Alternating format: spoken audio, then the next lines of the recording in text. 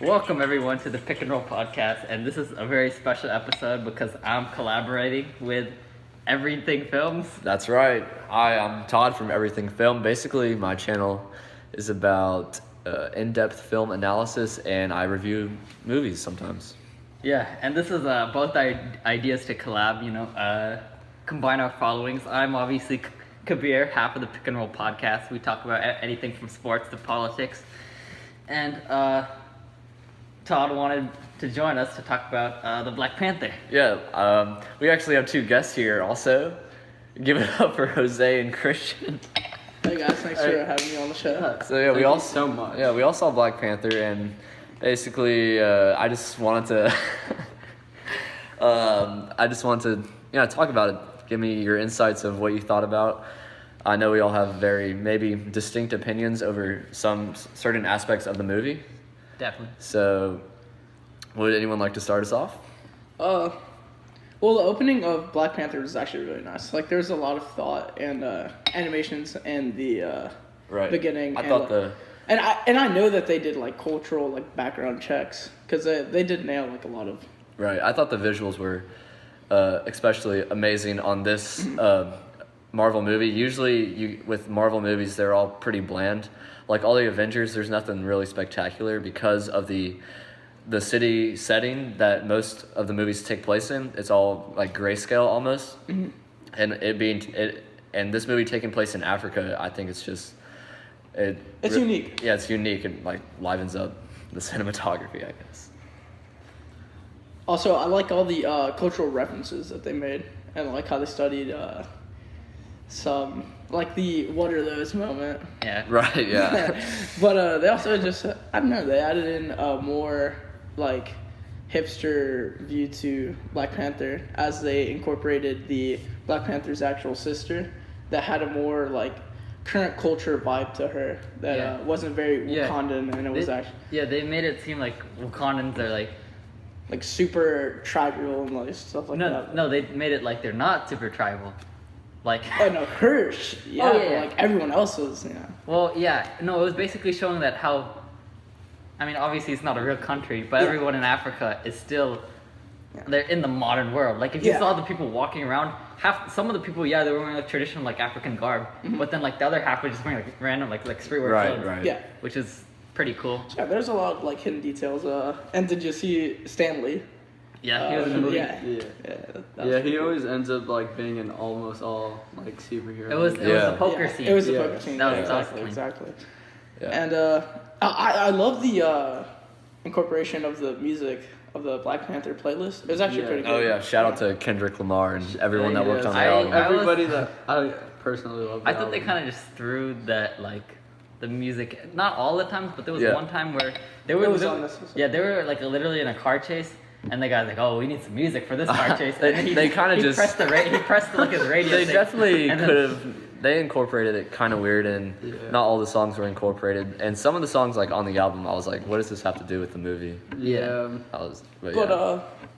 I like when they were going to the poker scene and they started playing the "Pray for Me" with The Weeknd. That was actually pretty good. So So this movie is being hailed as probably one of the best superhero movies of the decade, but the main thing that people are kind of talking about that wasn't that good was kind of the ending. Mm-hmm. So what did you guys think about the ending? Maybe the final battle scene and stuff like that. So one thing that I didn't really like about it, the ending was kind of made to make a second Black Panther movie, and that's okay in my opinion. But they just poorly executed it. And it wasn't very smooth, so it just kind of felt like they slapped an ending just to make some more profit and make a second Black Panther movie. Right. Did you say why? Why? In my opinion, I thought it was kind of a compromise because they couldn't just go back to their normal way of life, right? Mm-hmm. Otherwise, then there'd be no there'd be no there'd be no change over time. Yeah. I know what you mean. And so, instead of going all the way the route of giving them the weapons, they just started building the different.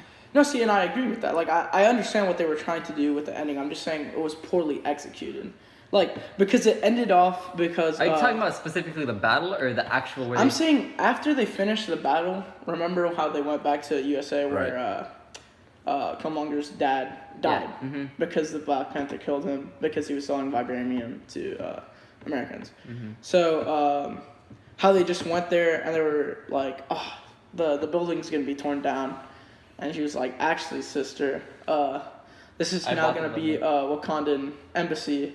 And now you're going to help out and, like, to spread vibranium and, like, help other people in need. Instead of, like, implementing vibranium in, like, destructive ways with weapons, it's, like, educational and, like, science and technological ways. I mean, I like that, but it transitioned from Killmonger dying after pulling off the spear and then just the sunset as it was, like, reference and like foreshadow in the beginning when he was like, son, I want to show you how the Wakandan like when the sun comes out, like, that was the one thing I thought that was nice. So that was nice. That was actually a very good it was kind of like if I got stabbed, like, take me to the hospital, take me to the sunset, like.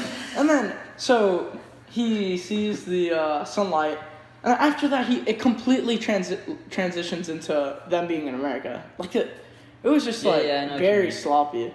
And it was a good, like, plot, but they could have for sure executed. Wait, what did you think about the battle scene overall? Like, the final battle scene? Because I honestly thought it was a little forced. Like, Marvel was thinking, like, this is a Marvel movie after all. We need to add some big battle scene with ships and, like, a huge threat. Because I think when Black Panther worked best was, like, kind of like the personal problems and, like, the more existential problems that wasn't always like, oh, the world's gonna end, we have to save the they kind of took like that. They're like, Marvel's kind of trying to like put that into their like new Marvel movies, as you see that in like the most recent like Iron Man. It's more not like what the suit, it's what's behind the suit, and that's fine, I get that, but look, we only saw them fight in the Black Panther suit twice, and one time was fine. That was actually a great like show of the new technologies that they incorporated.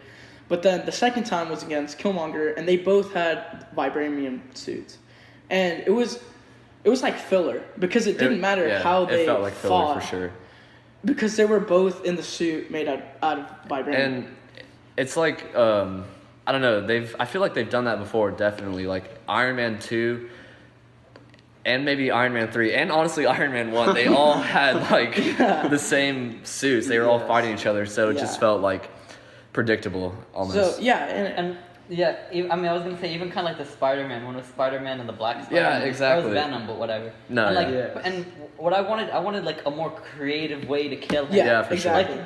Like the way Spider-Man killed him, where he like hit all the bells. I don't know how that works.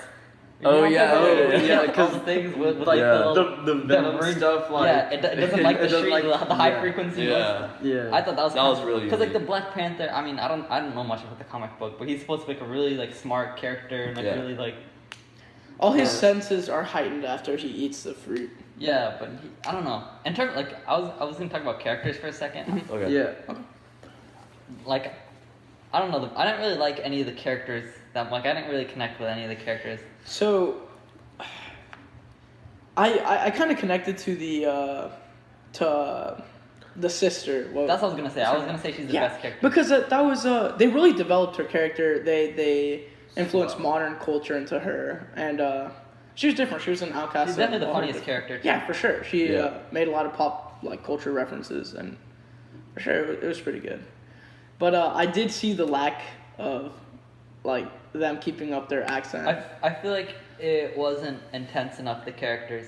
Yeah, there was very few. Like Killmonger, played by Michael B. Jordan. Like, he's a great actor. He was in Creed and all these other like really great movies, but I just can't really see him playing like a villain, like a stone cold villain. He's got like a soft face almost. You need like someone like Tom Hardy. Like how Claw. I mean, he was pretty good. Yeah, like he looked like a villain, you know.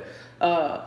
Because even after the movie, and you see him like in a picture, you look like, wow, that guy could. Yeah, and I'm not saying that like Michael B. Jordan, he wasn't good at acting in this movie, but I just wasn't completely sold on the role. Maybe the casting director could have done a better job, but I know the director of this movie has a close connection with Michael B. Jordan. They worked on. He made Creed. Yeah, they made Creed What's together. his name again?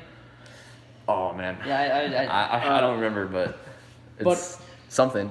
All right, ready to wrap it up. Yes, thank you guys for watching this long video. I know my videos are usually about 5 minutes, but this is a little special video I did with another YouTube channel. So yeah, thanks for watching, guys. Yeah, subscribe to the Pick and Roll podcast and subscribe to Everything Films. Yes. And maybe we'll have another collab in the works, but until next time.